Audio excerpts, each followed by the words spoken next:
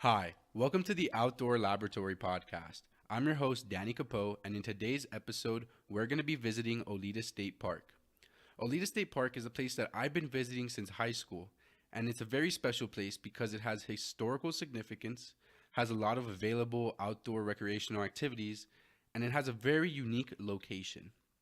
So I've been visiting this place, like I said, since high school, so there's a lot of memories there for me, and it's a place that I used to love visiting with my friends, and we would just spend days out there and having a great time. Now, the Oleta River, though, has a lot of history that is pretty intriguing for a history major like myself. And in fact, it's a place that Native Americans used to use quite quite frequently. The Oleta River that runs through the park used to be named Big Snake Creek. In 1841, federal troops used it during the Second Seminole War to help them travel quietly and not be detected by natives. If you could see in the video, the beginning part of this creek is enclosed by mangroves and it basically forms like a canopy and it makes camouflage a lot easier. Now, 40 years later, in 1881, Captain William Hawkins Fulford explored the river and settled in the area known today as North Miami. This river linked the Everglades to the Biscayne Bay, and it was used as a Native American trading post. Now, in 1922, Big Snake Creek was renamed Oleta River by developers, and Oleta State Park was acquired under former Governor Graham. The acquisition of Oleta State Park took place in March of 1980, and several parcels have been added since then. And today, the park is ranging around 1,000 acres or so.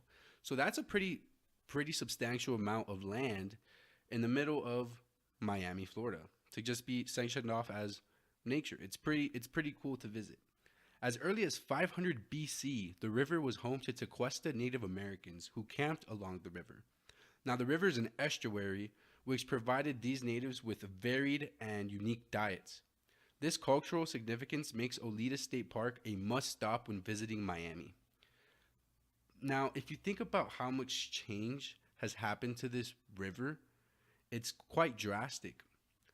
Uh, to to just say one to just say one thing, it no longer touches the Everglades, and that's just another river that's been destroyed by progress in the name of progress, and it's something that we need to view as a loss because no longer is it kept in its natural beauty. But although this river is being abused by pollution and always in a state of destruction from tourism and things like that, it is home to the endangered West Indian manatee. And I think that's a very amazing thing to look at when we're talking about nature because even though it's a place that might not be suited the best of what it used to be and it's a place that's always under pollution, it's still a place where an endangered species that we've made endangered can survive. And it's a place that even though it's still being used and abused, it's a place that can still be home for this endangered life. And it's basically a story of perseverance, I think. So now to the fun part about Oleta State Park is the recreation opportunities. So you could camp in the park at designated campsites that you do have to purchase ahead of time. But this is a great way to spend more time than just a day at the park. Now there are plenty of water activities that you can do to keep you cool. You can rent kayaks, canoes, and paddle boards to venture out into the many sandbars and beaches surrounding the park. There is also a fishing pier to check out what's biting. And if water sports aren't your thing, Oleta State Park is full of mountain bike trails too. It's a great way to go out and experience Oleta. When the Spaniards inhabited this area, there was bears and cougars and snakes, but now with city development, you don't have to worry about those vicious predators and you can enjoy it however you'd like. And this brings me to one of the most interesting parts of Oleta. It is in the middle of Miami. You literally transport yourself from the city to the woods when you paddle under the canopy. But that reality is realized when you are on the kayak in the bay surrounded by yachts and skyscrapers. Although it hurts me to think that this environment and the ecosystem is constantly being destroyed from pollution and industrial tourism, it does make me happy that people in the city have a place to go and venture outside, a place to go and see nature for what it is. They don't have to stay cooped up in an air conditioned gym. They can go and be active in the outdoors. They can go get their vitamin D from the sun. They can go get their oxygen from the air, and they can just live lives outside. Something that is really easy to not do in a city. It's very easy to stay cooped up inside. So I think it's very important that there is 1,000 acres in the middle of Miami, Florida, in the middle of a city surrounded by skyscrapers where people can go and people can experience the outdoors whichever way they want. They can go kayaking, they can go mountain biking, they can go hiking. And what's also great is that they're not in the middle of nowhere because some people feel uncomfortable going out hiking in these vast big areas because they don't have the skills. But guess what? The 7-Eleven's down the street, the Walmart's down the street. No big deal. You just have to walk on the sidewalk. I mean, yes, it's not the most immersive natural experience, but it's a natural experience that you can have, and it's a natural experience that is very valid for people who are just first dabbling into it. And some people listening to this podcast might have an excuse that, hey, I live in a big city. I don't have any natural spaces. Well, I got a solution. There is a website for you called discovertheforest.org, which will tell you natural state parks and national parks in your area. And guys, I'm not going to lie to you, there are state parks everywhere, okay? You're just not looking hard enough. There's a place to go outside everywhere in Florida. And, if you want to go out and experience it, you can use this website to do so. So the video that I'm playing now on the screen is a video that I took while we were kayaking through the bay, coming back from a beach that we were visiting. Now, entering the bay from the other side was very easy. The wind was at our backs. It was very fast to get along the beach and to get along the bay. And going back, though, it was very difficult. In this video, there are plenty of opportunities where me and my buddy could have ended up taking a swim. On this day, the wind speeds reached up as high as 18 miles per hour. And when on a kayak, it's very difficult to stay centered with your center of balance. And when you add another person, when you have a double person kayak, a tandem kayak, staying upright is pretty difficult because that's two center of balances that you're going to have to deal with.